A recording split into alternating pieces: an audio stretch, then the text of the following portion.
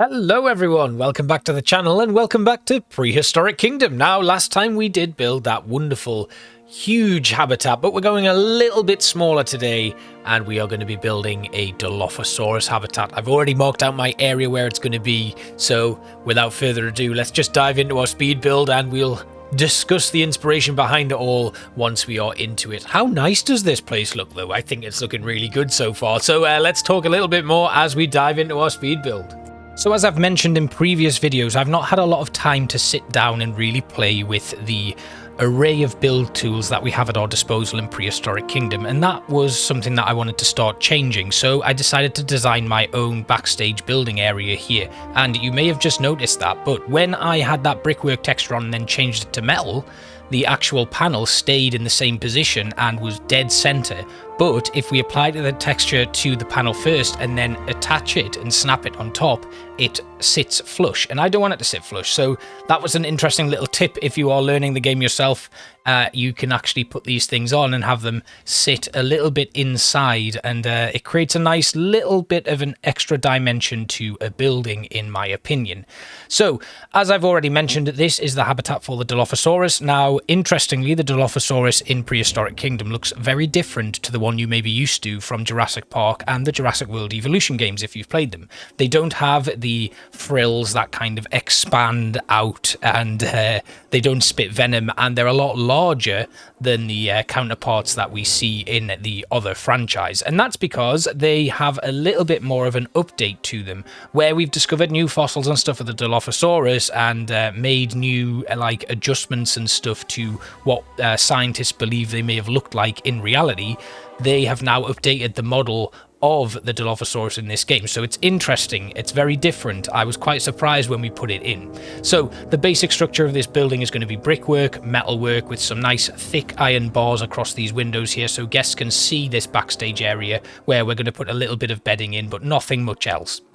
Next up, we want to run some iron girders all the way along the top, just to add some little flavors to the actual building itself. I wanted to make use of all of the tools that we have at our disposal in the game. And one thing I did notice though, that whilst there's a lot of stuff you can do with the actual build sets and things, there aren't a great deal of props. So I imagine this could be something that I turn to the workshop for, like I've done recently in the Planet Zoo builds. But I like how this building is taking shape. It's got some nice dimensions to it, lots of nice little neat layers and things, and the build tools on the game are surprisingly smooth. If I'm going to compare it regularly to Planet Zoo, I always find now that Planet Zoo's building and stuff, it can be a little bit janky at times, which as a long-term admirer of the game is something that I never thought I'd say, but now using the Prehistoric Kingdom build sets, everything feels really smooth and it fits together nicely, and it seems to have a really solid foundation, which is really strange because they are essentially exactly the same. And I don't know if that's an engine difference, that this engine that this game is made on is a little bit more forgiving, and the Planet Zoo Frontier engine is a little bit different, but yeah, it's an interesting comparison to make. Anyway, I didn't want to go too much into decorating the interior here, so I do end up using some of the prefabs. I had thought about putting some guttering on here, but then I changed my mind and deleted it. I didn't want to be too elaborate in this build. I wanted it to be nice and quick. So next up, I wanted to create some custom doors. Now, this first one, I wanted it to be kind of like an electronic door, or like a sliding door. Problem is, there aren't a great deal of textures to play with outside of brickwork and metalwork and wood panels and stuff, so this was quite a difficult one to get right. I did experiment with a few different things, but eventually settled on these metal planks that I then made look a little bit more like a door by putting on a little circular structure on the top of it, so it kind of looks like this would separate, and that's the sensor for that piece. So I guess the thing that I would wish for from this game is not necessarily more pieces, but maybe more textures and then more props. Now, obviously, there are some amazing creators out there who have probably made some really, really good props, and since I started using the Planet Zoo workshop a little bit more, it's kind of opened my eyes to the amazing creativity of some of the people out there on the workshop who don't necessarily have YouTube channels or anything where they show you those creations off. So if you ever get a bit of time, I would definitely advise looking into the workshop and seeing some of the amazing stuff that's on there. Anyway, the next step now, you're going to see this repeated in this weekend's build in Planet Zoo. I wanted to make like a shutter in this area here. Now this would be like an emergency release system, I guess. So our keepers would be able to have this open so they can go into the enclosure, and then if there ever was an incident, a switch or some sort of alarm would sound and the shutter would automatically drop down very quickly to protect the guests or anyone else who might be in there, mainly our keepers. Now we don't actually have keepers at the moment in the game. I don't know if that's going to be added at any point, but it's interesting to create these things in advance of those things. But actually what might happen is the game may totally change and we may need to get rid of these items in future, but it's always nice to put something in anyway, just in case. So I reinforced this with a nice little bit of a frame, and then I used one of these little pieces here that look like just corner supporting structures just to create like a little bit of a lift for the actual shutter itself. Coming in with some very basic flooring here. I didn't want to do anything too out there, and that's the interior done. But the next step is going to be to open up this little prefab, and then we're going to take the decorative items out of it and add them into my build so that I don't have to do a great deal of decorating. And this was just a really quick of the mark idea that I had, because I didn't want to spend too much time doing interior decoration on these builds. I'm not quite there yet. I want to play around with the actual build tools themselves first before I start doing anything really elaborate.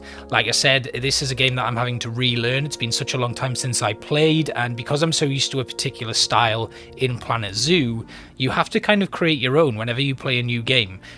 So yeah, we incorporated them into our building and then moved our building into a little bit more of a corner side position just to get it all set up and nice and flush with the rest of the terrain. Then it's time to do our roof, but before I did that, I wanted to duplicate this shutter and put it onto the actual habitat entrance where our dinosaurs are going to be able to come in and out of this sleeping enclosure. And this was just a case of making the shutter a little bit wider, and what I also did was have it as if it was pulled up a little bit as well. Now you are going to see this repeated in this weekend's episode of Planet Zoo, but actually I recorded the Planet Zoo episode before I did this, so this is actually a repeat from the recording that I previously did. Then we put in a little bit of bedding. I mean, I say a little bit, a lot of bedding. And there's not a great deal in terms of enrichment items that we can add into these habitats at the moment. And our Dilophosaurus only actually benefit from the blood pumpkin, so that goes into our habitat itself. Now we could create some custom water troughs or something in this building just to add a little bit of an extra flair to it. But like I said, I'm not looking to do anything too detailed at this moment in time.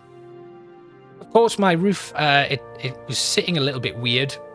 So I had to move that into position, forgetting that I hadn't actually put any eaves on, so that then had to come into position as well. And rather than actually doing the whole thing by hand, I decided to move the roof back into position so that I could snap those eave pieces to it. We ran this eave all the way around, and then the flat structure actually gets a little bit of a trim on it as well, just to add a little bit of an extra touch to it. And we use one of the prefab aircon units that are already supplied with the game to just add a little bit of a finishing touch to it. And I was pretty happy with this. The roof was basic, but I am starting to get to grips with the actual generic exterior build processes that go into designing these habitats. Already so far, I've really only used the prefabs for my backstage areas.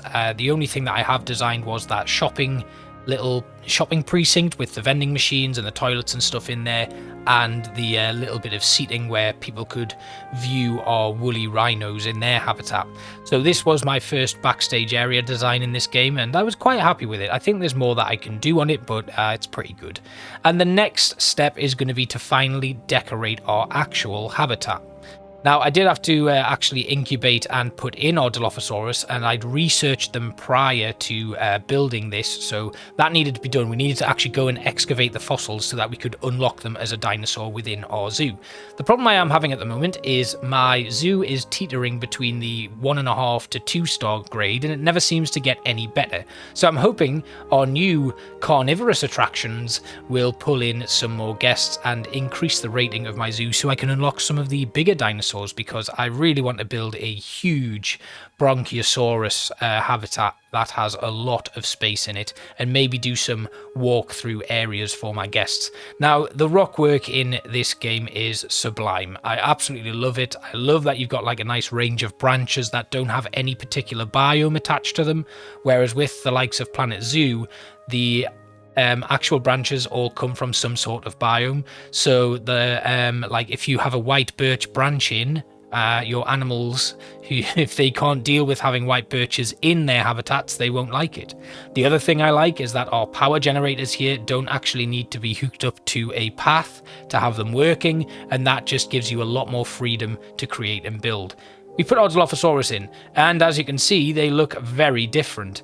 And unfortunately, because we can't sell them, due to the size of our habitat, we actually had to terminate 3 of them, which is a little bit of a shame, but I wanted to get the habitat done right, and having it maxed out in terms of its rating was the thing that I was aiming to do. So unfortunately, 3 of our Dilophosaurus have already been eliminated from the zoo, which is a shame. We can't sell them, we can't put them into like a trade center or anything to keep a hold of them until I can find a bigger habitat for them. And yeah, that is the thing that I do regret about this build, but other than that, it's looking really smart. And building at night isn't great, but I wanted to just get this all finished off. So we put in a little bit of pond here because they do like water. Their native habitat is actually either deserts or around like tropical marshlands and stuff. So we get to put in some mangrove trees and a few other bushes and reeds and things, which really give this little build a nice pop of colour. And they have a reasonable amount of coverage as well, so that was quite nice to see. And then I just moved this rock structure around a little bit more to duplicate that, put it into a new position, and give my build a little bit more life to it. And that just about finishes it all off, actually. We just have a little bit of tweaking to do with these rocks. Obviously, I didn't want to just duplicate that whole thing and pull it across, so I made a few adjustments, just like I normally do in Planet Zoo, grabbing a random selection of the rocks and making a brand new structure out of that little swatch that I pick up. It's just an easy way to integrate things and make large rock structures very, very quickly. If you have a already supersized structure and then take little bits from it to create a smaller structure, you are onto a winner. I could do some terrain painting with this as well, just to make the rocks look a little bit more lore friendly, I guess, and make sure that they fit in with the rest of the build, but I wasn't really bothered about doing that because I think it looks quite nice as it is. These may look a little bit more manufactured than usual, but I think that's quite a nice touch. It gives some nice little backdrops and stuff for our dinosaurs and gives our guests some very defined viewing areas. So I hope you have enjoyed this build, and I will show you a little bit of a tour as we finish off. It's been a quick one, but Prehistoric Kingdom, it always takes a lot less time to finish off a build. I suppose when the game gets a little bit more fleshed out and more detail in there, this won't be such a quick video. But thanks for watching anyway, guys, and I'll see you next time. Bye bye.